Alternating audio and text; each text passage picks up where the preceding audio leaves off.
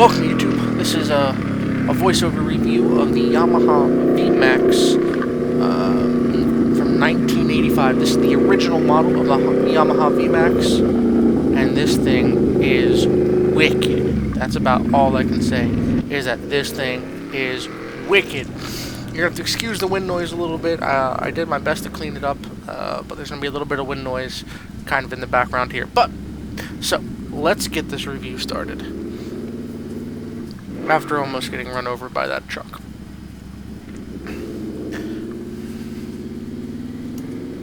So, a little bit about this VMAX. This VMAX belongs to a good friend of mine, Frankie G, I like to call him. And he just bought this bike. He has always been a bike guy. He's always had some sort of crotch rocket. But, you know, he settled down, got married, had a kid, and decided to get rid of the crotch rocket. I was looking for something a little bit tamer. I don't think that's the direction he went with the VMAX, but that being said, this thing is awesome, so he just got it. And like I said, he was nice enough to give me a call and say, "Hey man, let's go for a ride." I'm like, "Yeah, let's do that.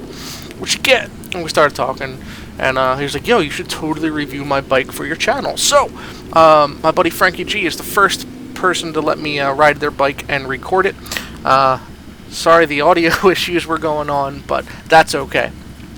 So first, while we're sitting here at the stoplight, let's talk about a little bit of the history of the... Oh, that exhaust note is awesome. Let's talk about a little bit of the history of the Yamaha VMAX. So the Yamaha VMAX was designed by Yamaha to compete with the muscle car segment in the car world. They kind of wanted to bottle that up and put it in a motorcycle. So they knew they couldn't do that with an inline 4 or even an inline 6 like the CTX by Honda. But what they saw was the V configuration. They said, this is what we need to do. So they spent a few years developing this monster 1200cc motor, and it was fantastic. But then they ran into a slight issue, getting that power into a frame that could support it. So they reached out to their friends that built a relationship with at GK Dynamics. GK Dynamics helped design the original Yamaha motorcycle, the Y81. They reached out to one of the designers, Mr. Ichijo, and he designed the VMAX.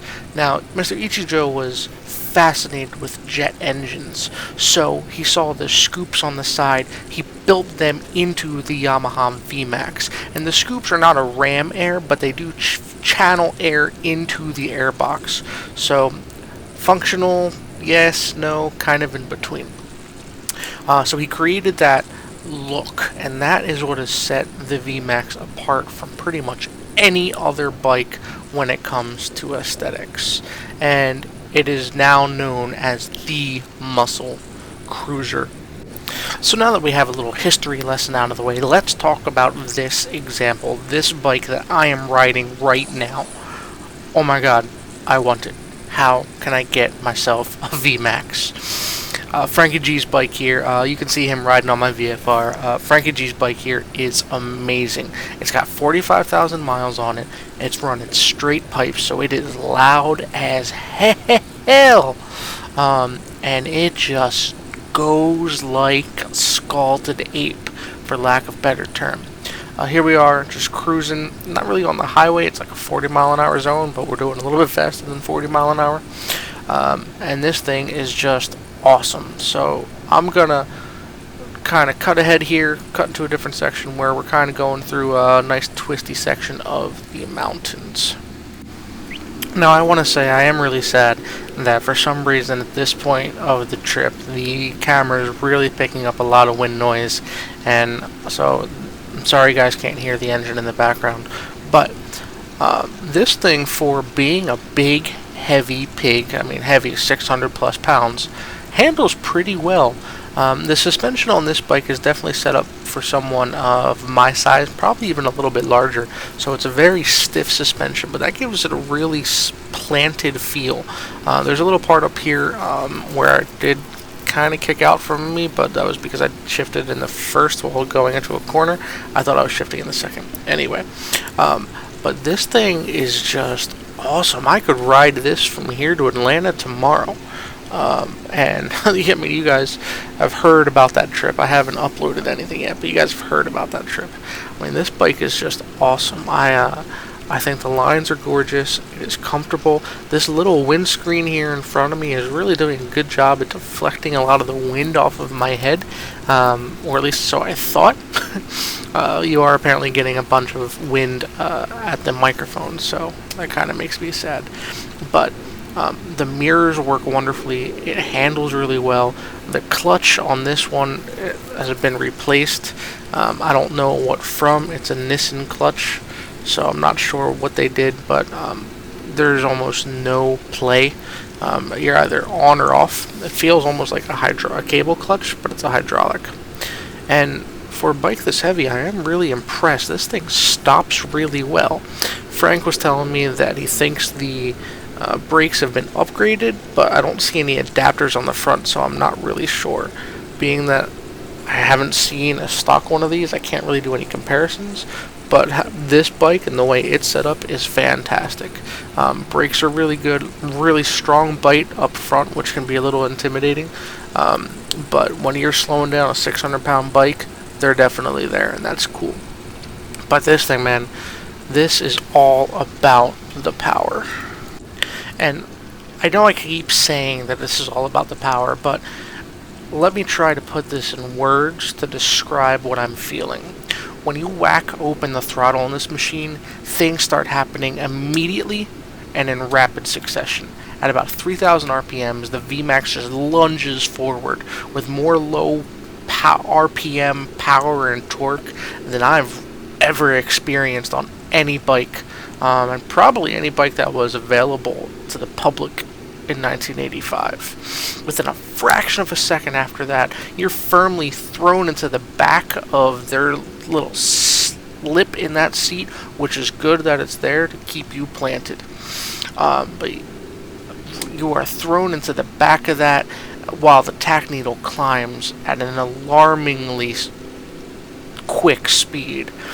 Another quarter of a second, you reach what most bikes would call the power band, and on this, it's some sort of hyper thrust that Yamaha has labeled V Boost. And what that is in the airbox, some servos actually open up and allow more air to go to the rear carburetors, which throws more fuel, so you get more power, and it is just ridiculous. This thing at 3,000 RPMs is scary. At 5,000 RPMs, hold on because your arms are getting stretched. At 7,000 RPMs, dear God, make sure you can see the next corner and what's in front of you because it will not stop climbing in power. I'm going to cut ahead right here so you can see me merge on the highway and just take off. Alright, here we are, 3,000 RPMs. 5,000, I am thrown back, and again, it's so fast, but when you are wide open throttle, it just, there's nothing like it whatsoever. But this thing is a very compliant bike, so I think if you're in the market for a cruiser, but you don't want a cruiser, you don't want a Harley, you want something that commands attention, the Yamaha VMAX of any year, whether it be the Yamaha with the 1200cc or the Star VMAX with the 1700cc, this thing just commands attention, and it will get that attention because it is that ridiculous of a machine.